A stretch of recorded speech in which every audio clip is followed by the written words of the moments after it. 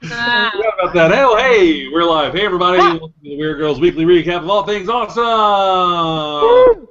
Yay. I kind of like saying that fast. I want to say that. So we're going to get started really quick. There's not a ton for us tonight, believe it or not. There's a ton out there. We're just behind. So we're going to talk a lot, but first, let's talk about who's here. First of all, we've got Amanda Dawn. Say hi, Amanda. Hey, everybody. Hey, just back from Acon where you had a time. And Yeah. we've got Elizabeth. Say hi, Elizabeth. Hello. Hello, Elizabeth.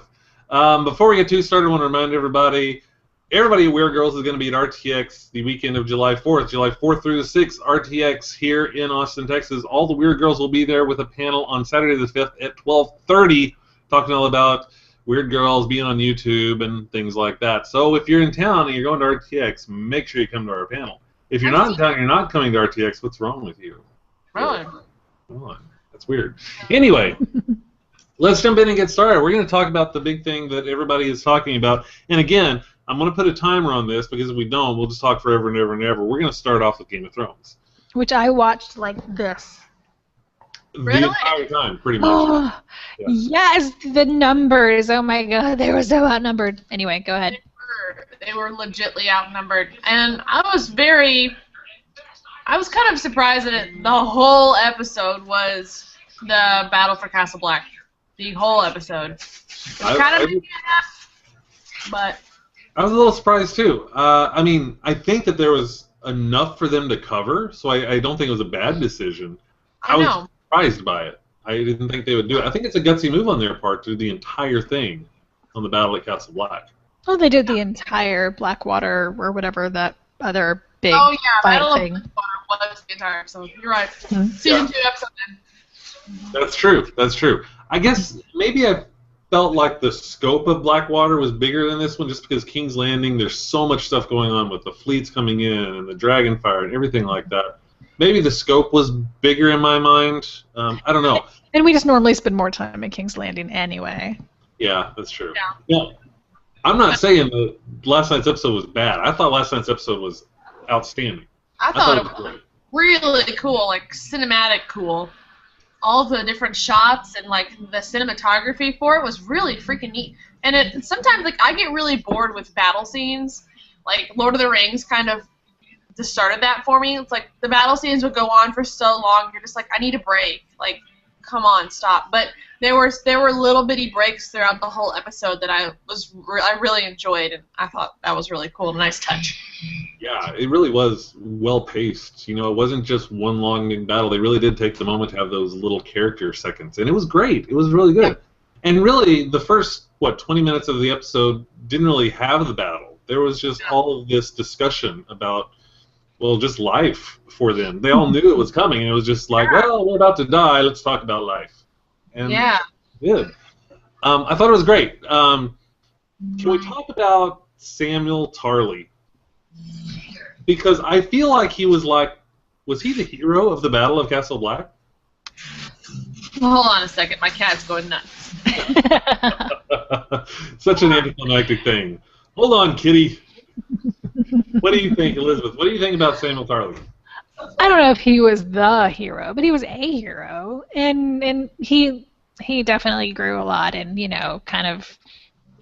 I was so happy for him. He had Gilly back, and he made a promise to her, I'm not gonna die, and he didn't. He didn't. Yes. Yay. What's he do? One of my favorite characters died again. Yep. Yep. Kind of what We'll talk about that one in a minute, but I really wanted to start off with Sam, just because, to me, it's kind of like he's finally coming to himself.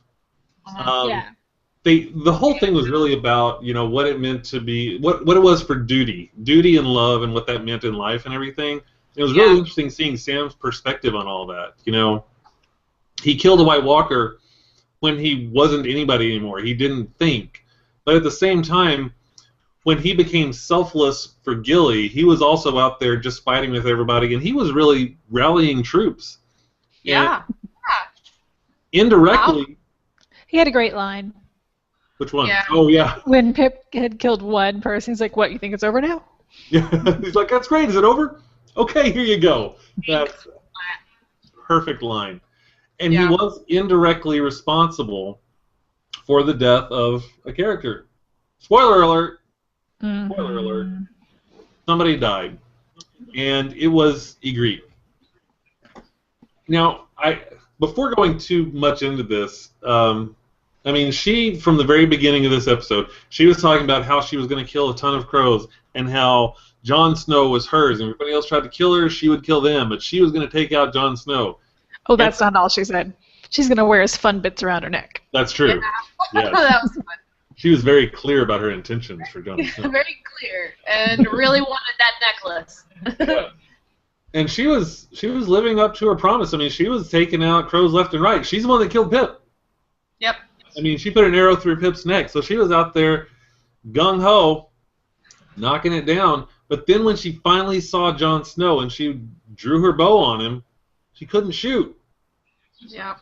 I knew that was going to happen. And I just want to, man, huge props to the director of Game of Thrones for that moment, because that moment where they're sitting there staring at each other, and when Jon realizes that she didn't shoot, he realizes she's there, he breaks a little smile, and you can see Ygritte start to smile as well, for just that long. Yeah. And then an arrow hits her in the back. Yeah. I teared up. I was very. That was that moment where he was holding her, and they both were sad, and he was physically crying. I was like, yeah. Oh. I was kind of torn on that moment because I loved it between the two, but I was also kind of annoyed because it was like there was this magic bubble, and neither one of them was moving, yet neither one of them was getting their head chopped off, and I was like, come on, really. Well, Power of the main character. They have invisibility and this, force field of no arrows or anything. Exactly. And apparently that's just the show. That happens in every. Hell, Saving Private Ryan, there were some scenes where he's on the Normandy and there's going all around him. So, I mean, that's every show. Well, apparently in the book, he doesn't even know until the next day when they're going through all the bodies. He finds her body. Oh, that would not have been very good dramatically. I'm glad they did. Yeah.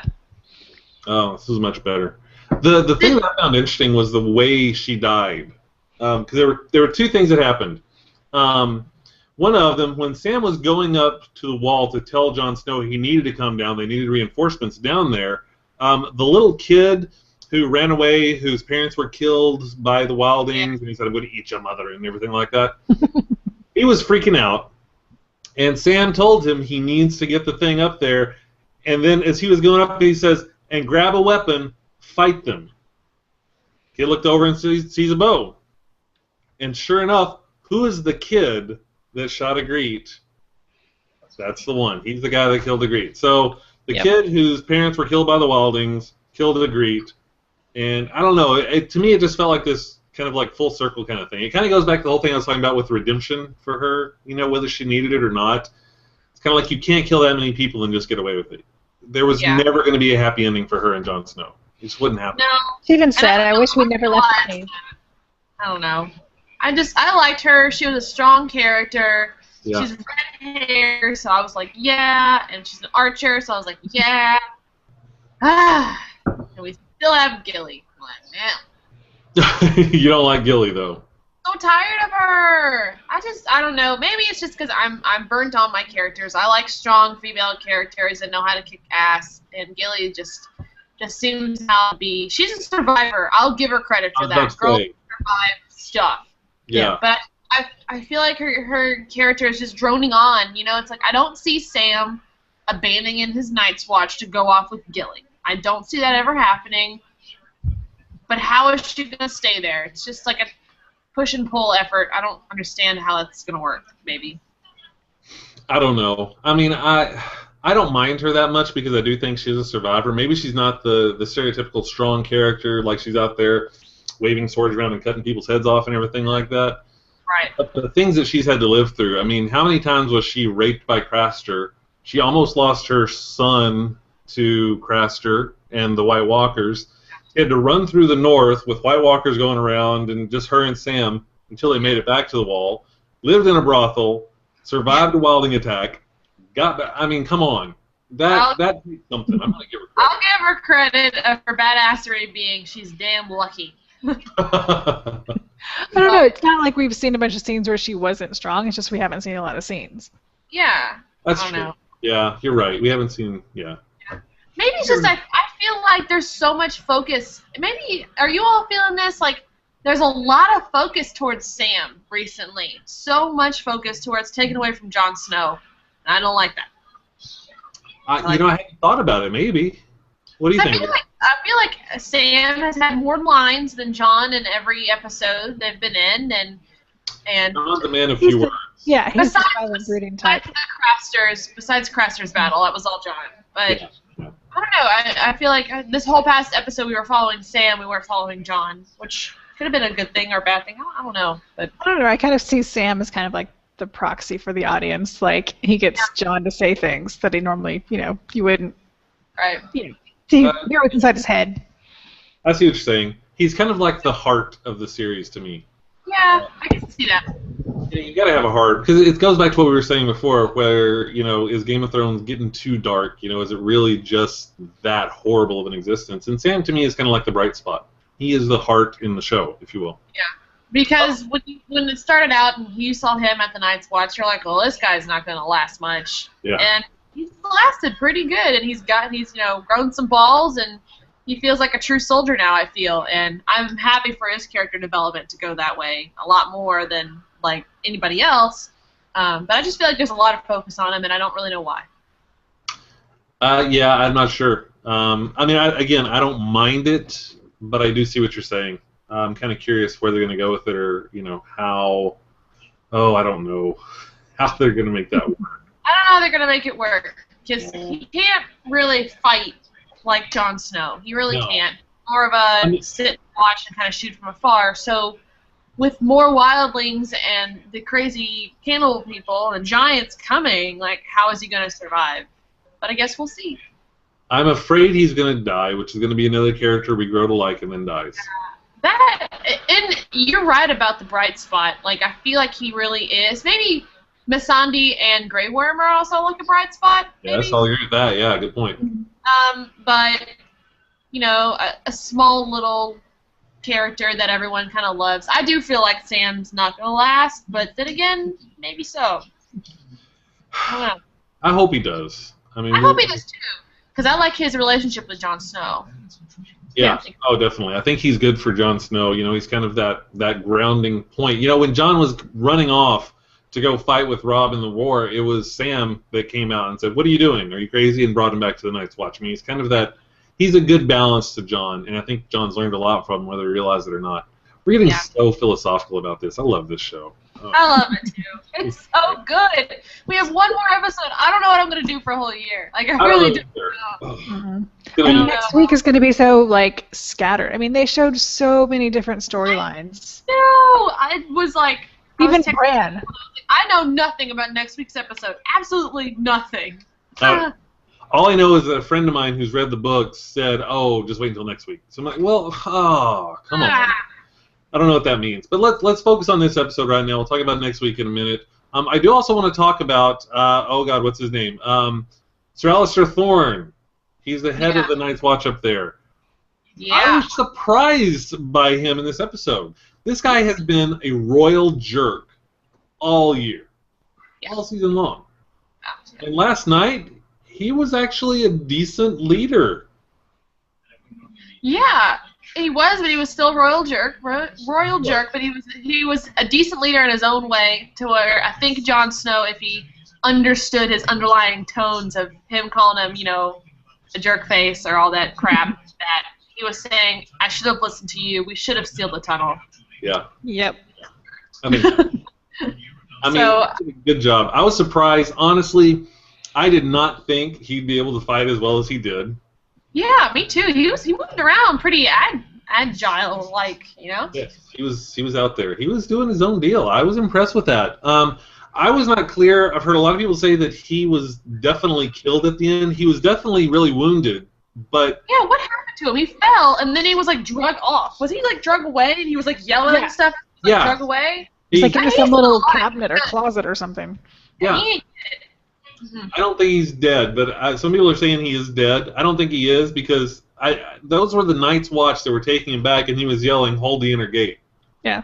So I mean, I don't think that he's dead. I could be way wrong and miss the fact that he was cut in 2 pieces. I don't know. I don't think he is. But I was impressed with him. The guy that I wasn't impressed with was the former head of Slint. what's his name again? Janos Slint. That's Slint. his name. The head of the City Watch. Yeah, he was the guy that Tyrion sent up there because he was a jerk, and he totally caved under the pressure. Just like he went and hid in the cellar with Gilly. Yeah. This is the guy that was talking about, I was the head of the Night's Watch or not Night's Watch, King's Landing or City whatever. Guard. City Guard. City Guard. Yeah. And when push comes to shove and people actually start fighting, he just like bails. Loser. Yeah.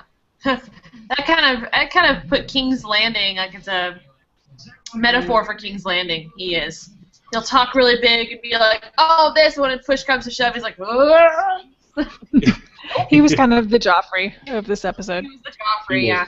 What happened to old Uncle Targaryen? Where did he go? He was all at the beginning of the episode, and I loved his little story with him and Sam. And then he kind of. I'm guessing that's. Where'd he go? I think that's probably who they took Sir Alistair to.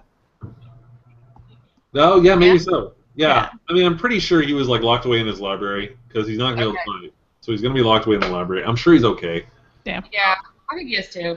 It was just funny because the whole beginning was about him telling a story about how he could have been this great king, but came here, and then all of a sudden he's gone. I know. I really love that part because he's Targaryen. He could have been king if he had said the word. He could have been king, but he chose to go to the Night's Watch and be a maester up there, and like he's Daenerys' uncle. I mean, this guy is a big deal, but he's sitting in the Night's Watch, blind, and helping Sam figure out that he's in love with Gilly. Yeah. I don't know. It's a very cool scene. I like that guy. He has some quips that you don't really understand till later. When you're thinking about it, you're like, oh, that was funny. Great. I love him. I think he's great. Yeah. And I also like the talk at the very beginning of the episode with Jon and Sam about what was it like to be with another woman. Yeah. As both were facing impending doom. That was cute. Everything was all about selflessness this episode. I mean, to me, that was a whole battle. It was all about selflessness. It was people like giving up themselves for something, either another person or something bigger than themselves. I mean, there was a lot of metaphor in this episode. I thought it was really handled well. Mm-hmm. And going back to what you said about the cinematography here, can we take a few minutes to talk about some of the amazing work they did? Like, there was this brilliant one-shot that just panned all the way across Castle Black through all the fighting. It was reminiscent of that big scene from True Detective or the scene from Serenity at the opening of Serenity. It was just one big one-shot. It maybe wasn't as long, maybe wasn't as complex, but it was really well done. The amount of choreography that went into that, well done, sir. This is the same director that did the Blackwater episode, and it was just really well done. I'm glad they chose that guy because it was really cool. I know that shot you're talking about, and I was enjoying it. I was like, wow, that looks so cool. Really so cool. And let's talk about just how cinematic the whole thing was. Don't ever tell me you can't make a TV show feel huge in scope, because when those giants came out riding the mammoth. Oh my gosh, those guys, dang. They were riding freaking woolly mammoths. Like, how else to come into a battle so badass? Like, woolly mammoths. Yeah, I know. That was just so amazing. Cool. Want more giants. Yo, we'll probably get more giants, I'm sure. I think so. And I loved the thing that swung down and, like, knocked off all the guys climbing. Oh, my God. I love the hands. And I don't know what that's called. Anchor skate or something. Something like that. That was... Whatever it's called, it was brutal. It was brutal, but they showed it. They showed what it was like when it hit them, and I love that, because most of the time you just hear, like, the squishing sound or, like, a seas run across the ice, but you saw it dead on as it was like, taking out people left and right. Like a bunch of balloons just going pop. Yeah, they were nothing. I was very surprised. when you think about how big that thing was, I mean, it's got to be like as big as a house. Sharp Yeah. edge as big as a house, sweeping and hitting you. You're not gonna. Oh, speaking of awesomeness, what about the Giant's arrow that he shot and took that guy off at the top and just sailed him over the wall? I was Oh, Crazy. holy It cow! was like a flagpole, like just it was What huge. a flagpole! That was huge. So I want to know, how do you all think the 6 guys in the tunnel took down the leader of the Giants? How did that happen? Go. I think they just had their swords right, and the giant came crashing through the gate and into the swords, and it was just all died at once. I don't know. I think it was more than that because the game was down. They were lying. I originally thought, okay, I had this horrible feeling in my stomach when they started reciting the Pledge of the Night's Watch and the giant was charging. I had this image that he was going to hit the gate, he was just going to knock down and squish them all, and he'd just keep on going. And I'd be like, God damn it, that's just... I know. Didn't happen. Did you all get kind of an Attack on Titan feel when that was happening? Because I did. You know, I didn't think of it, but maybe. Yeah, I didn't think of that. I could possibly see that. Like Sure, that, why like not? the wild Titan that would just run and burst through people. Yeah. Really take him down with this guy, but I was like, how did they take this guy down? I don't understand, but I like it. I don't care. It happened. So good job. Well, the one thing they had going for him was it was a pretty small space. The Giant's going to be better fighting in the open, and they're in a tunnel. So they could, use a little advantage against this guy and get to him. I think it just took a lot of work, and that's why they're all dead. Yeah. But I think they nailed him. I felt really bad. I forgot his name, but John's friend. Who went down to lead him. Garen or something. Yeah. Sit down was like, get 5 people to go guard the inner tunnel or hold the tunnel. Yep, he said, hold the gate. And he's got to hold the gate. And he held the gate. And I really like that guy. There's so many people in the Night's Watch that I'm just like, oh, you're evil. But this guy was good. He was a good dude. And now they're all gone, except Sam and John. I thought they were all going to die, so it was better than I thought it was going to be. Yeah. I mean, going from what you were talking about last week, Elizabeth, I mean, that makes sense. Were you really expecting everybody to die? I was serious. You saw me. I was like this. I was like, it was going to... Somebody would die. Like when John started fighting the big... I can't remember his name. The big Wilding, the Cannibal Wilding. Cannibal guy, the leader. Mm-hmm. Yes. When they were having that fight, and he, slammed John's head in the anvil, I'm like, oh, God, he's dead now. And I saw that, and I was like, holy cow, how do you recover from that? I don't know. With a hammer. With a hammer in the skull. Hey, whatever. It worked. Yeah. That was cool, though. That was really neat how he was just like, chink, done. There was a lot of cool. I mean, whether it was the oil that they exploded down on the mammoth and the giants as they were trying to open the gate and everything, that was pretty impressive. To just the huge fire and all the wildings, it's crazy. We've already been talking a long time about this. I want to keep moving on. What do you think about John's plan to go and find Mance and take him out? I thought it was an okay plan until he left his sword behind. Yeah. Why he left his freaking Valyrian steel sword behind will boggle me for the next couple days. But I was kind of happy he did that because it kind of gives him another thing to do besides just fight again. Like, for us and being viewers, I'm excited, but I think it's kind of a dumb move. But I'm excited. Yeah. I mean, I get that he probably sees this as a straight up suicide mission, and he doesn't want that sword in Mance's hand. Yeah. So I get that that's why he's doing that, but man, and I think Elizabeth, you and I were talking earlier. Did he bring Ghost? I know. Where's Ghost? I hope so. If he's not going to bring his sword, bring your direwolf, because Ghost got some action, and I was really excited about that. I was so happy when Ghost got out there and started tearing up some wildings. That was awesome. I'm ready for those direwolves to get some revenge on Westeros. I know, right? We only have 2, right? 2 left? Arya's maybe alive. I don't know. Somewhere. No one's seen that. Right. Yeah. But yeah, all we have is Summer and Ghost. And Shaggy Dog, too. He's still there.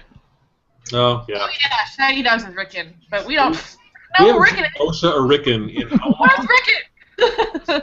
who's been naming this child? I really want to switch the Where's Carl meme into Where's Rickon. I want to know where Rickon is. Telling you, in book 11, he's going to come down and save the day. I know. He will He's gonna be be the like last riding down this huge. You know what? He probably already has Winterfell back, and it's like a growing metropolis, and Right. it's probably not even burning anymore. They're Who gonna knows? show up. You're gonna have the Boltons show up, and there's Rickon. He's like, get out. Get out. Get out. Whatever. Oh, jeez. I don't know where they are. Is John gonna live? John's gonna live. I think he's good. I think he's good. Elizabeth? No one's going to live, so no. Oh, have some You're so faith, Elizabeth. defeated. I know you're upset about Oberon just as much as me, but I have good feelings in Jon Snow. I do. He's a very, very, very main character, and I don't see him going anywhere. I really, really hope you're right. I don't want to see anything happen to John, but The only reason I know this is marketing. Game of Thrones puts his face on everything, and if you've noticed, besides Ned Stark, first season, Daenerys, Tyrion, and Jon are on the majority of Game of Thrones stuff, like their DVDs, their Sure. HBO Go, it's their faces, so it's like, I feel But HBO didn't write the story. that they're That's okay. true. HBO didn't write the story. George R. R. Martin wrote the story, so. So, yeah, I know. You know, And there's if Jon Snow dies at the end of this season, there is no hope for the North. I don't think he's a bad idea. I don't think it'd be this season. Although we did see Mance Rayder in the preview along with everyone else. I don't know. Let's talk about what's coming up next week. There's a lot coming up next week. First off, I do have to say we've got a few people leaving comments. Hey, Eric, yeah, I missed you last week. Where were you, dude? Hi. Nathan had a really great comment here. Nathan said, when John sits on the Iron Throne, Sam will be his hand. Yes. I would jump up and scream and be like, yeah, I'm a fan of Daenerys, but if John was on the Iron Throne with Sam as hand of the king, I'm done. That's perfect. That's the ending. We're good. I like it. It's good. I Good don't know call, if I'd Nathan. like that. I want my girl on the throne. Okay, so what if John and Daenerys get married and Sam is still the hand? I would be so happy. They'd have the cutest little babies. Oh. That's funny. I don't think it's going to happen, though. I don't think Daenerys would do that, but that... I don't either. I don't either, but I can ship it and I can be. Yeah, you can ship it, yes. Nathan also had a good comment. The brothers repeating the oath was kind of like the Green Lantern Corps, and that's true for you Green Lantern Yeah, fans out that there. is kind of very similar. That was cool. I liked how they were repeating the oath because that one guy was like going to desert, and then they were like, "No, let's do this." And Yes, it was a great line. He was like, Now the dream. he said something like, God save us, and the guy was like, the gods aren't here, but your brothers are, and that's when he started going through the Yeah. awesome moment. It was a really great moment. So, yeah, well freaking done, guys. That's what I'm going to do. I'm going to start making shirts with Jon Snow on the throne with Sam as his hand, because that just sounds perfect. Yeah. Nathan, I'm stealing that. Trademark, sorry. Sorry. I'm kidding, of course. Let's talk about next week, though. We've already been talking almost half hour on this. So much has got to happen next week. I mean, we have seen everybody in the preview. I had no idea what's going on in the preview because they only spent like this long on each person, so I have no idea what's going to happen. Okay. No. Are we going to see Tyrion's like execution? I don't know. We saw him, but we just saw him laying down in his cell. That's Yeah. all. I mean, how long do they wait before they actually execute? Because they didn't wait very long for Ned. No. He was out there pretty quick. So, Nope. Well, he wasn't out there to be executed, though. He was out there to apologize, and Joffrey's like, screw this. Yeah.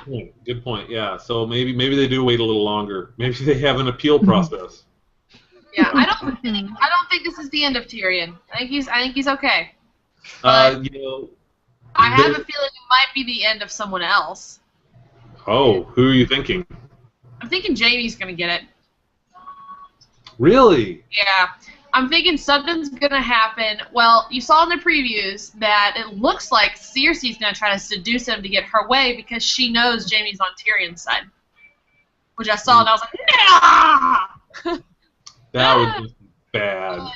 That would be Did bad. see that part. But But I have a feeling, because Jamie's been kind of subservient this whole season and been kind of laying low, that he's going to do something, and I hope it's a good thing. But I don't know what it could be.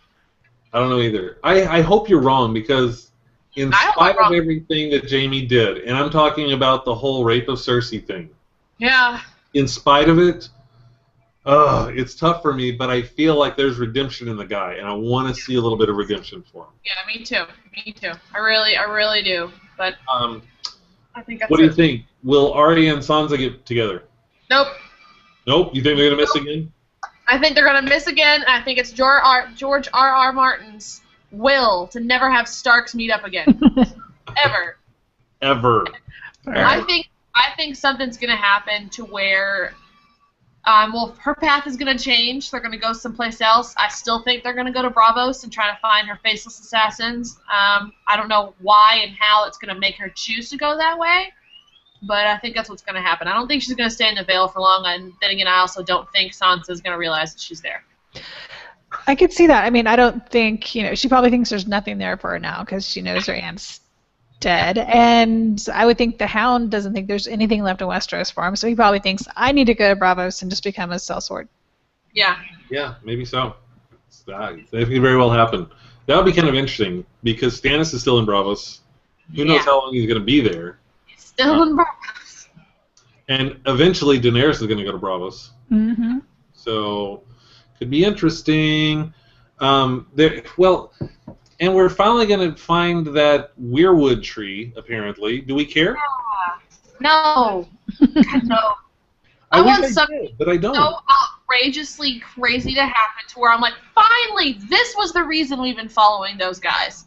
I need to know because I'm so tired of it. So tired. I agree. I think they need something big to happen with Bran. Yeah. We really need something. Oh, looks like Xander has an opinion about that. What's your opinion? But I don't know.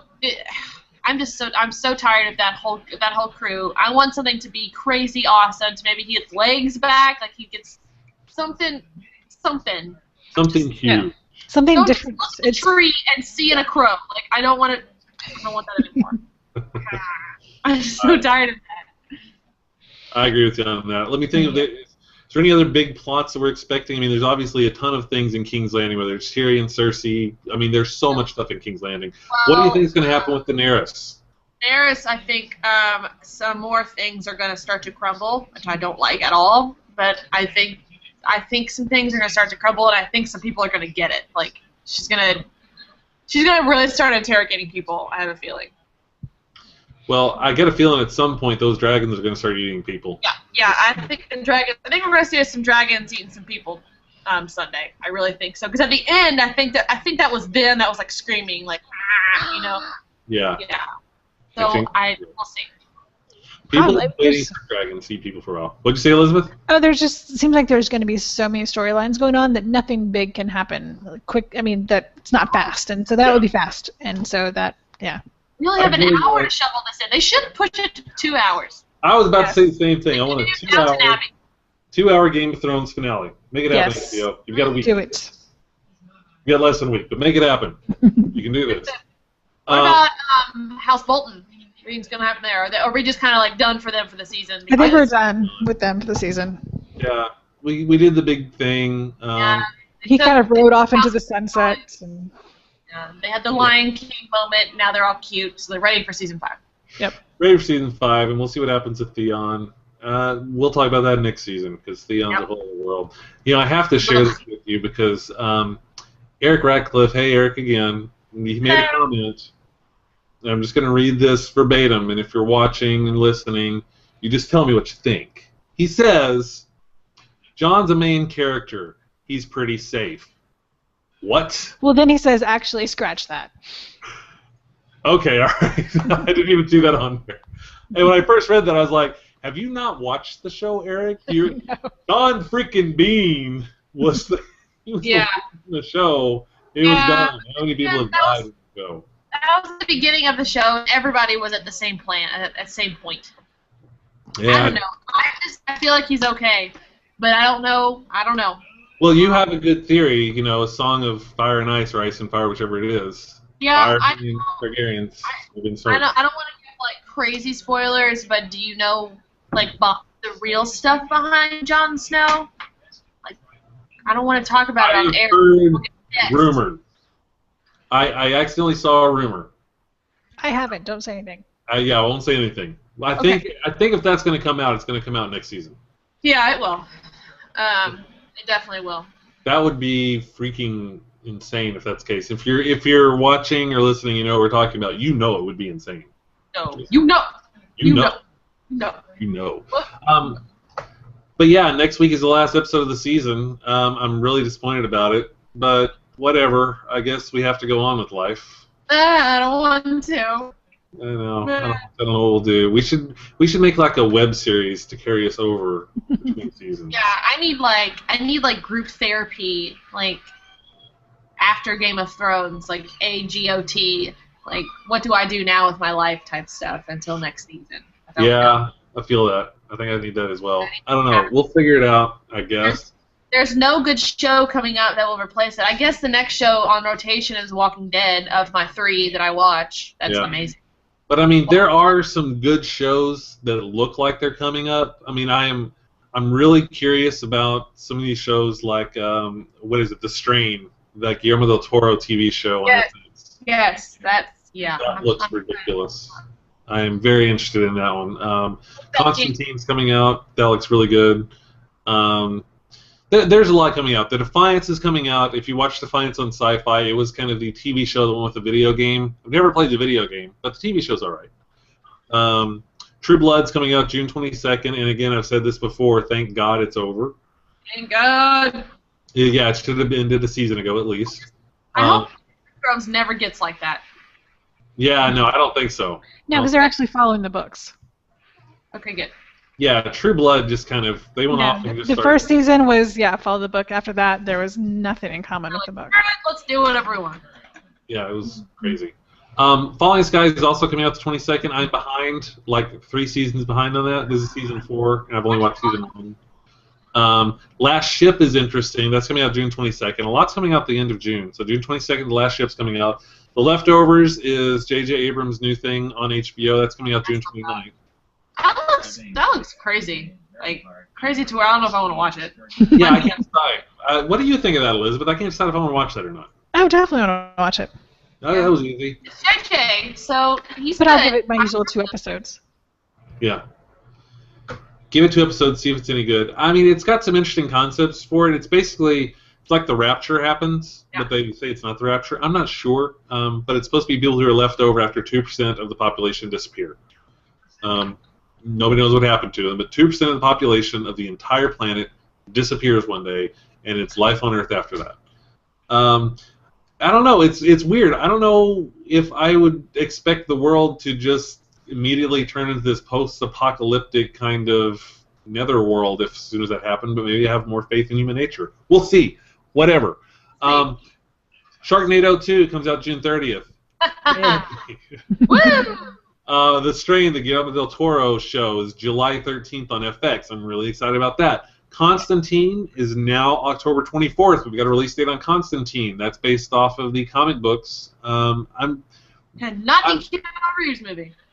Well, yeah, not the Keanu Reeves movie. I mean, same, but different.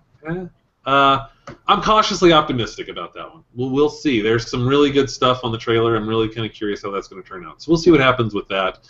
And the other thing that's coming out soon, The Flash is going to be sometime in October, we think. We're not sure the exact time on that yet. The Flash is a spin-off from The Arrow on CW. The Arrow, surprisingly good show. I never thought it was that good. Yeah, Flash, I'm going to watch that one. Yeah, I was really surprised how good Arrow was. I'm gonna binge Arrow, and I'm finally gonna start watching True Detectives. Oh, I thought you watched that already. No, I haven't at all. Oh, man. You have missed so much. I know. It's just sad. I think I'll be okay. I want to watch Orange is the New Black too, so. Yeah, we started that the other day. Let's go to some other shows, because we've been working on Game of Thrones for about half an hour. Penny Dreadful, sorry guys, we got behind on that. So we're even farther behind now. So we'll catch up. We'll get with it at some Well, we're point. caught up in everything else, and so now we can get caught up in that. Yes, and we just started Orange is the New Black. We've seen the first episode, but I want to talk about, or actually, let's talk about Orange is the New Black real quick. So this is the first episode you actually watched all the way through. What did you think? I thought it was great. I thought it was brilliant. I was nervous watching this because I didn't see season 1. I was nervous going into it thinking, oh god, I'm going to be lost. They did a really good job with this episode of making it so I could really keep up and stay caught up with everything. I wasn't lost at all. It was essentially a good standalone introduction to a series. I would have gotten more out of it if I had seen last season, but I didn't need to. And I thought the episode was great. Really well written, great performances. Darker than I thought it was going to be. Honestly, I thought this was a pseudo-comedy at times. The cockroach was kind of funny. The cockroaches were kind of funny. Training cockroaches to deliver smokes between cells, kind of funny, I'm not going to lie. That's a thing that they did, and it apparently worked. But I really liked how the entire show was just this huge metaphor. Everything they did, whether it was the flashbacks, whether it was the conversations that she was having in real life, everything about the show was just this big metaphor. Even the story, the little subplot about the cockroaches, was this big metaphor for what loyalty means and the consequences of telling lies and truth and everything. I was impressed with the depth of the show. I'm really excited about it now. Good. And Elizabeth nods her head. You realize this I is heard music. Sorry, I was like, not where just is that music coming from? no idea. Yes, it was really good. I mean, I'm glad that I was freaking out at first because we didn't know why she was being moved. She didn't know why she was being moved. It was really stressful at first. I was feeling her pain, and we find out why she got shipped off to Chicago in the middle of the night. And it's temporary. Of course, she made one of her usual bad decisions, and had she not made that bad decision, she might be out of prison right now, but that didn't happen as usual. So yeah, she's going back to where she's, her old prison, so we're going to get to see Crazy Eyes and what's her name's alive. I want to say Punxsutawney, but I know that's not right. Pennsatucky. Yeah, so I'm glad we're going back to see all my favorites. Yeah, I'm really curious how that's going to work. We'll see how that goes. Overall, the show was great. I can't believe that she made that stupid decision. She lied on the stand. Yep. And now she's going to be in trouble, and her girlfriend told the truth, and she's walking free. Yep. What? Oh, God. There are a few things I don't understand in life. One thing is running from police, and the other one is lying to a judge. Those are just things you don't do. I'm sorry, guys. I'm sorry. But you don't run from police, and you don't lie to judges. You just don't. I'm watching with CSI to know this. Between CSI and Law and Order, the world should know these answers. And your other job. And my other job, yeah. It's I know now. Yeah. Well, is there anything else you want to say about Orange is the New Black? I mean, I was super impressed. Anything else about the show? Yeah, I want to watch more. I almost watched more today, but you weren't here, so I didn't. That would have been mean. I know. But I understand. We'll watch some more of it. We'll get caught up with everything. I can't decide if we should just mainline the thing and talk about the whole episode or just do one episode a week. I feel like one episode a week. Yeah. Yeah. It'll be hard. It'll be hard, but yeah. It'll be tough. As long as we have enough other shows to fill in the gaps. We have plenty of other shows coming up. June 22nd, we'll have plenty of shows. Holy cow. I have to say this. Eric brings up Powers is a show that's premiering soon. It'll be premiering via PlayStation in December. I didn't know that. That was apparently an E3 press conference that I missed. There's so much going on right now with E3. It's so hard to keep up. It really, really is. I'm intrigued by Powers. Powers, I'm intrigued by that. I don't have a PlayStation, so I can't watch the show, though. I can't either. I have a PlayStation 2, yo. 2! Can't do anything. I have a PlayStation 1. Yeah. Woo! Yep, that's right. Haven't played the thing in years, but I have it. Does it even work? No, it does. The connections in the back are loose. So every time I try to do something, it's like, meh. Which really makes me mad because the game I really want to finish, and I can't finish the game. Oh. Makes me mad we didn't put it out with the trash. Oh, yeah, it's Bolt Pickup. I don't want. No, you're not going to put a PlayStation on the trash. Why Not not? that bad boy. It doesn't work. Consoles. Doesn't matter. You do not understand video games, Elizabeth. No, I don't. I will admit that. I like rabid rabbits. So, okay, so Nathan, before we get off of Orange is the New Black, Nathan says that this season is a lot funnier than last season. He watched the whole season on Saturday. I'm going to take your word on it, Nathan, because there were some funny moments in the first episode. I saw that. But, man, overall, I thought it was pretty depressing. Not going to lie. You saw bits and pieces of season 1, though. Yeah, I did, and there were some really funny moments in there. Yeah. Which is why I was, like, expecting a little more funny in episode 1. But it didn't happen. No. I mean, the roaches were funny. Don't get me wrong. The roaches were funny. But it didn't happen. And we got to see Lori Petty. We haven't seen Yeah, Tank Girl is in Orange is the New Black. And she looks just like Tank Girl. She's got the super short hair. She talks like Tank Girl. She acts like Tank Girl. Just Tank like a 50-year-old Tank Girl. Does, yes. Oh, man, I remember when she was in League of Their Own. And I'm like, oh, that's Lori Petty. Oh, that's Lori Petty. Oh, okay. Cool. But yeah, she was great in it. And there's this really sad moment where she was getting beat up on, and she was looking to I forgot her name. What's her name? Piper. She was looking to Piper, like asking Piper to help, and Piper was like, no, not to help. That was really sad. And I got a feeling that's going to come back and bite her in the butt at some point. Could be wrong. No. Yeah, so let's see. So, Eric, going back to the whole thing about Powers, you'll have to let us know how Powers is, because I'm not going to be able to watch it. So I'm really interested in it. It sounds super cool, and I want to watch it, but I can't. It's the same thing with everything that's going on with the Xbox. I can't watch any Xbox stuff. I'm a PC gamer. How am I supposed to get this stuff? Come on. I'm really gonna put in a solid effort to put money back to get me a PlayStation 4 because Mortal Kombat X is coming out and soon, and I can't not have it. I have every single Mortal Kombat game known to man. I love it. So, damn it, I want a PlayStation 4. If anyone is selling one, let me know. I'll see if we can find a PlayStation 4 for you. I just want one so bad. I'm sure you can get one. We'll be able to get you one. It'll be fine. Yeah. But, we'll see about that. And there's also a Mortal Kombat web series out there. Oh, my favorite. It's so good. I know. All right, let's move on. What's the other show we need to talk about? We need to talk about Here's a Cosplay. Okay. So, Amanda... Where were we? What? This is the one where they went to Atlanta, and they were in Atlanta for the con. So we're not ending with Heroes of Cosplay? Oh, wait, hold on. No, this is the one where they were in Ottawa. I'm sorry. Yeah, they were not. They were in Canada. Wait, Elizabeth, real quick, did I miss something? Orphan Black. Oh, yeah. No, let's talk about Orphan Black first. We'll close with Here's a Cosplay. Sorry, Amanda. Oh, you're fine. I'm just playing with the cat. So Elizabeth and I, we mainlined Orphan Black, and we are caught up with Orphan Black. Yay! Finally. I really like that show. Having said that, I'm not sure I liked last week's episode. I don't know. What did you think, Elizabeth? The new clone kind of drives home a few questions I've had. Yes. So there's a new orphan. The orphan's name is Tony. Tony. Gender clone. Used to be Antoinette, and is now Tony.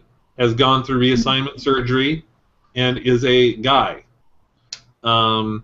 It's very interesting. That brings up the thing that Elizabeth is talking about, because what's the question that you always have, Elizabeth? So, I mean, these are supposed to be clones, identical DNA, yet we have Cosima who's gay, and now we have transgender. So are they saying that it's nurture, not nature? Or, because that's how they explain every other difference between the clones. Yeah. So are they saying the gender identity is nurture, or is it inherent in your DNA? I don't know. That's a potentially very controversial question. I don't know if that's addressed. Is there something? If you're watching Orphan Black and they've addressed this in some way that we've missed, I'd really like to know, because that flies in the face of all the evidence we've got that it's nature. And I'm really kind of curious what the thoughts are and why gender identity is so seemingly fluid in this. Is there something in the way these clones are made that makes them individual? You know, if their DNA is identical, which outside of the synthetic markers that they put into all their DNA, it's supposed to be identical. Right. The cops all Shouldn't thought they were the same DNA. Yeah, all have they were the same DNA. If that's the fate, if that's the case, then shouldn't they all have the same gender identity? So I don't understand how that works. Is there some magic going on that I don't understand? What's going on? If anybody knows that, if anybody's got any comments that knows how that works in here, I'd really love to hear what you think about that because I'm kind of curious. The new guy, Tony, bugs me. I don't like him. I just don't like him. I don't know. Yeah, I just don't know. I mean, it is still impressive. That's another character that she has to play, and she does it, well. I mean, acting-wise, Tatiana Maslany she deserves awards. Yes. I mean, acting with herself and being different characters in the same scene I can't even imagine what that takes as an actor. That's just amazing and impressive. She's really stretched on Tony. That's tough. I think she's really getting stretched on Tony. But she's doing a good job with it. I don't know. I think she's doing a good job with it. But the only thing that Tony has added to the conversation, it's added a couple of things. One thing is that her friend apparently knew Paul. Oh, yeah. Yeah. Yes. Had a message for Beth that Paul was like a ghost. And Paul has disappeared in this episode. Nobody can find him anymore. Rachel can't find him. Nobody can find him. So he has disappeared, and now we're re-questioning whether he is loyal to Dyad or to some other group. We don't know what's going on with Paul. So he added that. The other thing that Tony added to this was this really creepy pseudo-attraction between him and Felix. I mean, Felix, that's basically your sister. I know they're fosters. I get it. But that's your transgender version of your sister that you're making out with, and that just is creepy. I mean, the big guy that you're making out with all the time, I don't care. The Morgue guy, whatever, he's kind of cute, whatever. But your sister. I want to know what's up with Cal. What do you mean? We didn't see him at all. What's his story? Clearly he's got something going on, like with all his fake IDs and other stuff. And and it seems like they knew something about him, like at Dyad. Yeah, I think there's something going on with Cal. We don't know. I mean, he was in tech before, so maybe he had some. He said in the past he has connections in the world. So clearly his past and his businesses has given him something. I'm curious what's going on with him. I was sad we didn't get to see him at all this episode. I'm sorry. He'll be back. Cal will be back next time. He'll be back. Because we got to see more of Kira, too, because Kira's awesome. Love Kira. He's not. He does not Kira. Kira's with... Oh, that's right. Yeah. He's with... Yeah. Oh, I forgot about all that stuff. Because they might bring her in, because that might save Cosima. That's right. And Cosima is on the verge of death. I don't know how I feel about that. Yeah, not happy. A lot of the internet is like, if Cosima dies, we riot. Very, very similar to if Tyrion dies, we riot. There's a lot of rioting going on in fandoms right now. Yes. A lot of it. So let's be prepared for all that stuff. But overall, it was great. I still haven't seen anybody with any feedback on the gender identity here. So if somebody has anything, I'd love to hear how that works, because I just don't understand if they're making a statement about gender identity or not. So I don't know. Anything about Orphan Black? I like it, and Allison cracks me up. Allison is a mess, and I love Allison. She just... Nothing works for that girl. Yeah, it kind of reminds me of Piper. Like, they keep making the wrong decision. Yes. It's always the wrong decision for Allison. It's so sad. She just wants her life back. And Donnie. Now I understand when people were talking about how stupid Donnie was last week. Yeah, Donnie, you're kind of stupid, dude. And, I mean, the whole thing with Vic, because Vic was in this episode, and Vic, I'm so sick of Vic being obsessed with Sarah. Oh, my God. Oh, I know there are people like that in the world. Oh, so frustrating. I really wish they would just move along with that. That's just me. Yeah. All right, anything else about that, or are we ready to move on? Ready to move on. Okay, so let's move on to Heroes of Cosplay. Eric's got a great comment about that. He pretty much says if he just fast forwards all the parts with Yaya Han, it's bearable. This past episode didn't bother me as much, except for of course the Yaya part. But yeah, I loved seeing the Skeksis thing. I have a thing. Tell Thing us about your that thing. Do it. My thing was that it should have been better. I would have liked to see more of the construction of it.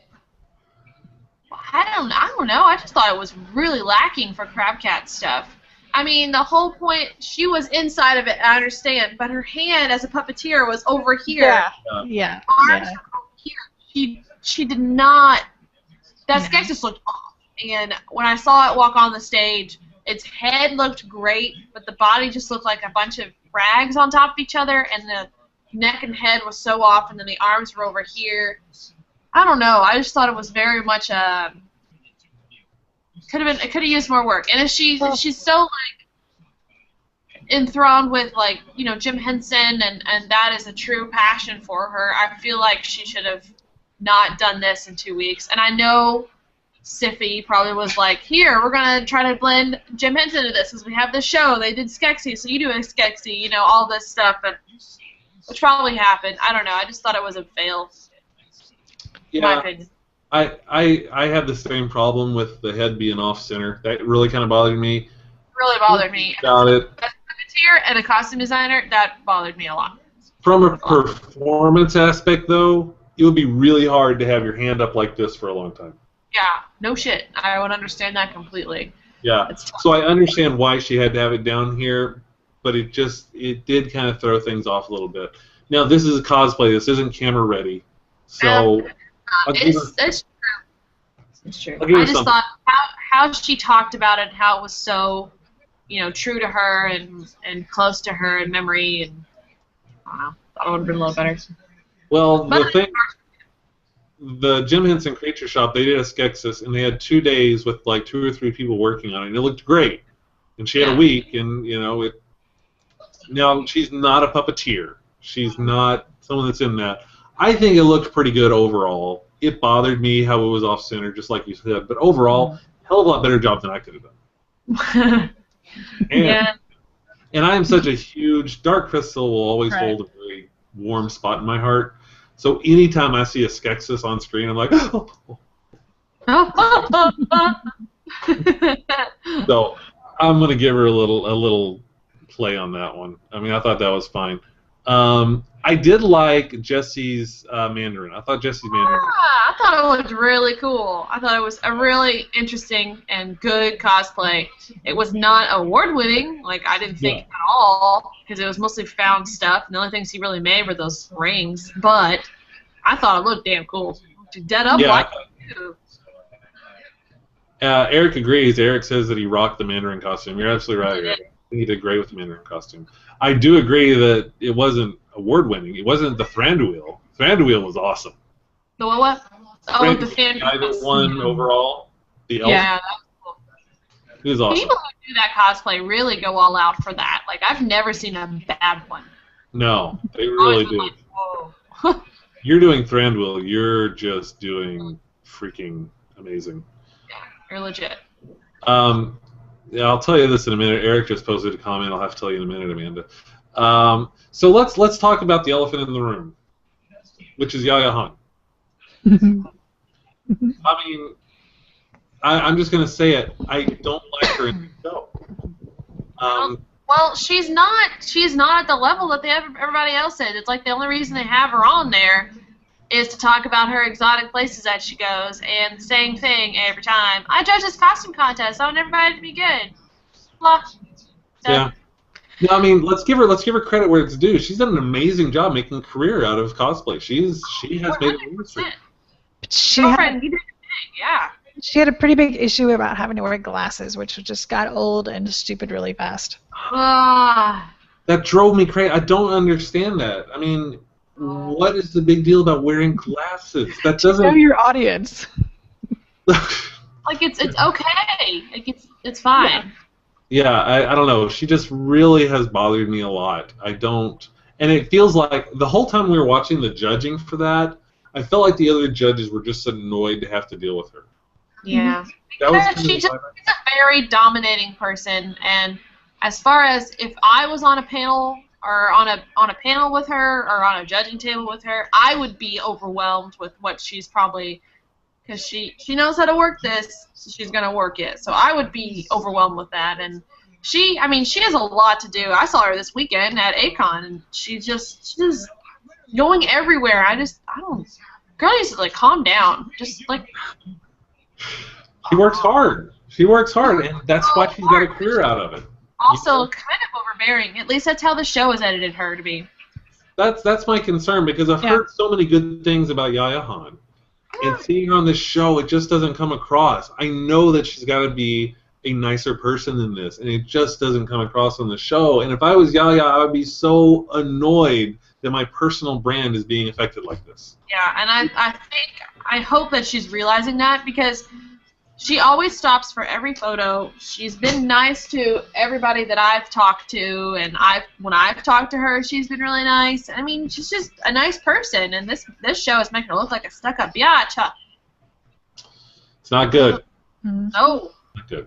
Now, everybody else on the show, going with what Elizabeth said, I agree with you, Elizabeth. I felt like this show was better than last week's. It was relatively tolerable. Everyone was good. It's tolerable, but it's not going to be. I guarantee you, the next couple episodes there will be more drama. You think so? Much more, yeah. With the next two male cosplayers they have coming in, their names are slipping me. I don't really know, but they're going to cause some drama.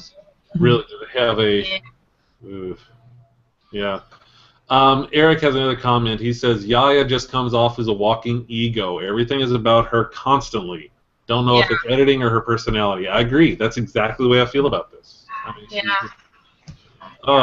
non-stop. It's killing me.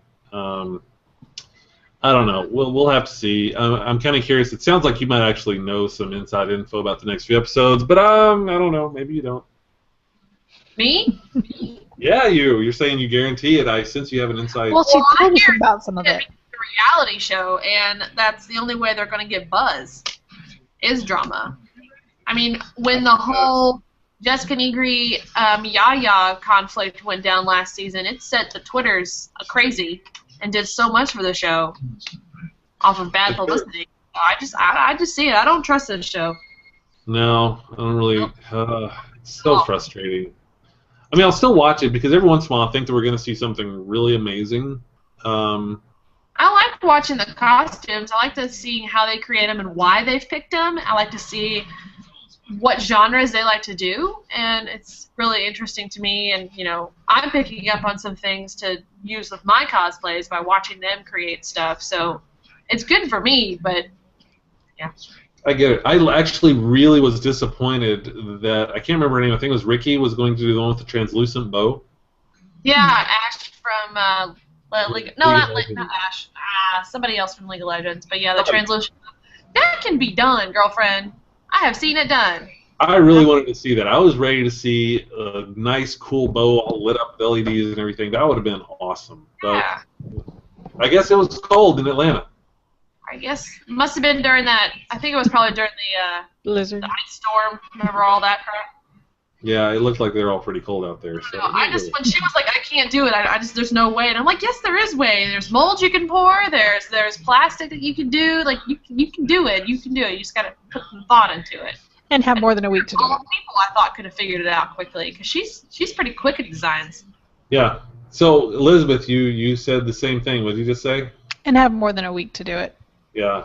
I am curious. I'm wondering if Sci-Fi has actually put it in their contract that they can't start work on their costumes until a week before the con. Oh, I guarantee you they have. Either that or this is some weird editing they've done.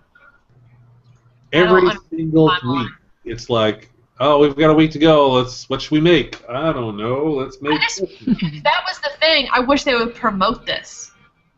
I wish they would promote it, and we give our cosplayers a week to do it. See what they can. Yes, if that's what's in the contract, which it totally seems like it is, because I don't know any cosplayer that goes to every single convention and waits a week before to start their cosplay. Yeah. That doesn't make any sense. No. if that's in the contract and you promote it like that, that's okay at that point. I get it. Yeah. I'll support you in that 150%. Oh, that's awesome. Did that in a week. Otherwise, it just looks like you were slacking off and putting it together at the last minute. Yeah. I don't know. I don't know either. Whatever. Will Wheaton Project was funny. Felicia Day was on. I love her. She was on last week? We missed it. You missed it? You missed Felicia? When was she on? It was Tuesday. We missed it. Yeah. I'm sorry. The Will Wheaton show. Sorry. Will Wheaton Project. Yeah. Not Heroes of Cosplay. She wasn't on I'm Heroes. sorry. Yeah, I was reading a comment talking from Eric. Will Wheaton. After Yeah. I'm so sad and mad after that show, I can watch that show and it puts me in a good mood again. Yeah. Yeah, it's a good show. I wish we had seen last week's, but we missed last week's. But I really like what Will's done with the show. I do too. Hopefully they can keep it up. Hopefully, we'll see. Eric has an interesting. He says someone's joining the cast that he doesn't get at all because she's not a cosplayer. She's a YouTuber that left her YouTube channel. Eric, who is this? Have I missed this person? God. Let me know who this is. Leave me a comment, Eric. Do it now, because for someone who spends as much time on YouTube as I do, I want to know who I'm missing here. Because if this is a YouTuber that left her channel to go to Heroes of Cosplay, what? It's not who? It's not Grace Helbig. No. It's not iJustine. No. Who is this? I don't know who that is. Was there anything cool about Will Wheaton's show while I'm waiting on Eric there, or is it just recapping the recaps? I don't think there was anything cool. I'm trying to think of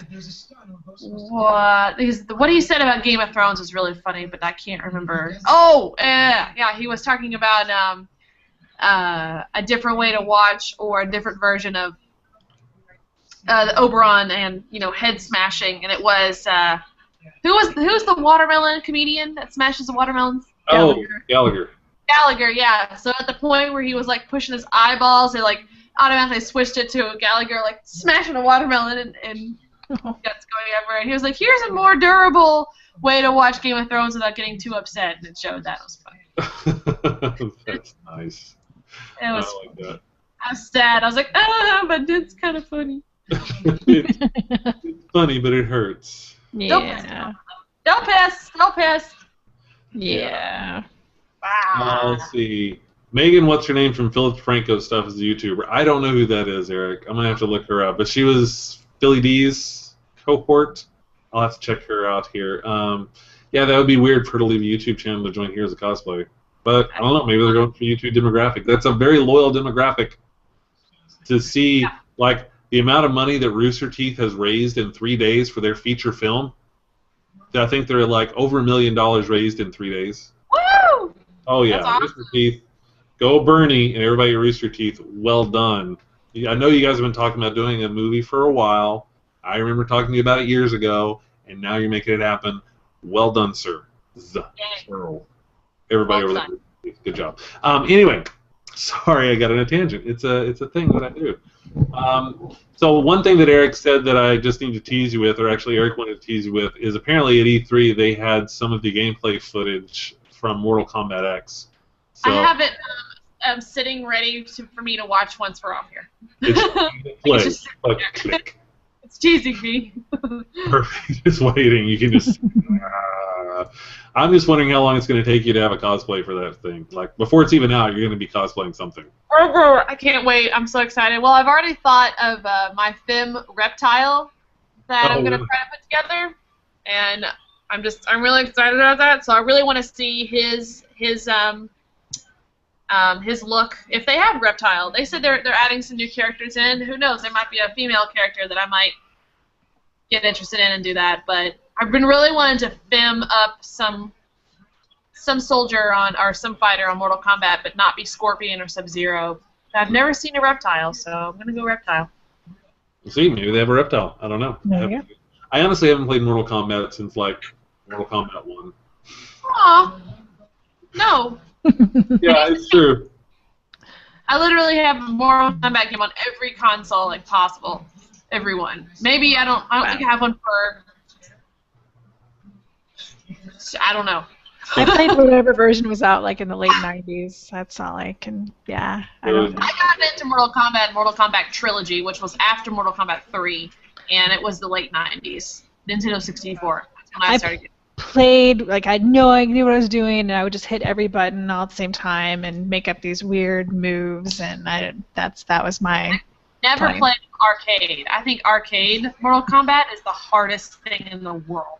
As someone who's played the arcade version, I'll say yes because they get on hard. Time. Oh my god. Anything with the characters. No, I would sit there and I would pump in quarters in that damn thing and be like, I just want to kill one person, just one. Just one. I want to win one thing. One. That's not asking too much, but apparently it was. I couldn't do it. I was really bad about that. Eric is just teasing all about Mortal Kombat. Apparently, there's a character you can see you cosplaying. So. Oh yeah. Yeah. Oh, I want to know. I want to know. Sounds like you're gonna be watching that trailer over here. Okay. Is there anything else we need to talk about here, guys? I don't think so. Okay. Any YouTube videos you're watching? I know what you're watching, Amanda. All the Mortal Kombat and E3 stuff has been keeping my interest. Yes, there's a lot of that stuff out there. Oh, I did see a really cute kitten video. Did you see the kittens turned down for what video? No, I missed that. Oh, you need to YouTube that. You just kittens and turned down for what? They start bobbing their head to the song, and then they turn and they bob their head like that. Oh, it's adorable. I'm gonna have to watch that. Totally gonna have to watch that. Note. Elizabeth, you watch anything? NBA Finals. On YouTube. Damn. I know you're on YouTube during the day because I've seen you watching videos. I know you're watching videos. Probably of the Spurs. I don't know. You're kind of obsessed with the Spurs right now. I haven't been keeping up. And how's your team doing? Like, I have not been keeping up at all. I don't even think are the Pacers in it anymore? I think they're out. No, they're out. It's the finals. It's Heat and the Spurs. It's tied 1-1. Okay, go Spurs. I want the Heat to come down. Yeah, go Spurs. Everybody wants the Heat to lose. Go Spurs. Except Miami, apparently. Yes. In Miami, you want the Heat to win. So there are a few videos that I've got out there. The one I want to throw out, well, actually, I'm going to throw out two because one of them I'm sure everybody's seen. It's the alternate ending to the week before last Game of Thrones. Yes. Yeah. Yes. They go through step by step, and it's like step 3, confirm kill, and the guy's just. Good. I know. Oh my god, it was brilliant. It was no monologuing, just kill. Kill. Go. You would be living. You and Iliara would be fine. Oh, okay. So Nathan just talked about the cosplayer Meg Turney. Meg Turney is the one. I was gonna suggest that because I heard something about Meg Turney, but she left YouTube to go to the Nerdist. Well, according to Nathan, she left to Franco to go to Rooster Teeth. I didn't know that she went. She actually just went to Rooster Teeth right now, and she's joining one of their new shows on Rooster Teeth. And if she's on here as a cosplayer, that totally makes sense. Because that totally makes sense to me. Yeah. So yeah, Meg Turney just signed with Rooster Teeth to join one of their new shows. Rooster Teeth has so many shows out right now; it's ridiculous. And she's maybe joining. It's a Rooster Teeth show because I knew she left her channel to go to a different channel. I know it was a bigger channel, so I saw that too. I follow her too, but I didn't know she was going to be here as a cosplayer. Oh well. Apparently so, yeah. Nathan says that she's going to be on there, and Eric saw her in the opening credits. I didn't pay enough attention to the opening credits because I'm normally just on my phone waiting until stuff happens. Yeah, I'm going to be very interested to see what she has. Megan, I really like her as a personality. I'm just not a huge fan of her cosplays yet. I haven't seen anything that's kind of blew me out of the water. Oh, let's see. It could be great. I'm interested to see her. Yeah. Yeah, we will see. Thanks for giving us that info, Nathan and Eric, too, and that heads up. Hopefully that will see what's happening. Oh, got some scuttlebutt. Apparently she's dating Gavin over at Rooster Teeth. Is she really dating Gavin? What? Gavin, look at all this gossip. Gossip. I've been hearing too much cosplay gossip lately. Like so much stuff. And these people talk. Woo! There's so much talking right now. There's so much happening. All right. We've talked about our YouTube. Anything else you guys want to talk about? This is going to be super short. It's like just over an hour. Oh my gosh. I know, that's crazy. That's what keeping us on a timer does, because I started keeping a timer, and by God, it works. That and summertime. Yeah, it's also slow right now. In a few weeks, we're going to struggle again, because there's going to be so many shows we're going to try to keep up with. When does Walking Dead come back on? Is it October? No, I don't think so. When does Walking Dead come back? Let's do some quick research. When does Walking Dead come back? I don't think it's October. That's the next big show once Game of Thrones is off. That people, It are... says October 12th on IMDb. Oh, all right. We'll say October then. October 12th. I guess we're looking for the next Walking Dead, which I'm really ready to see what happens with them because they were locked in. I'm excited about it again. What's that? I'm excited about it again. It's still good. It's really For the good. past couple seasons, I haven't been really excited about it, but now I am. Yeah, this past season I was really impressed with. It was kind of awesome. Yep. All right. Let's see. Anything else we can talk about, or are we calling it a night, guys? I want to watch my Mortal Kombat video. Go watch a Mortal Kombat video. You've got a lot to do. So a few things before we take off. Reminder, everybody, we are going to be at RTX on June 5th. June 5th, 12 o'clock. Room 16. I'm sorry, July. July. Yeah, wait, I'm not coming.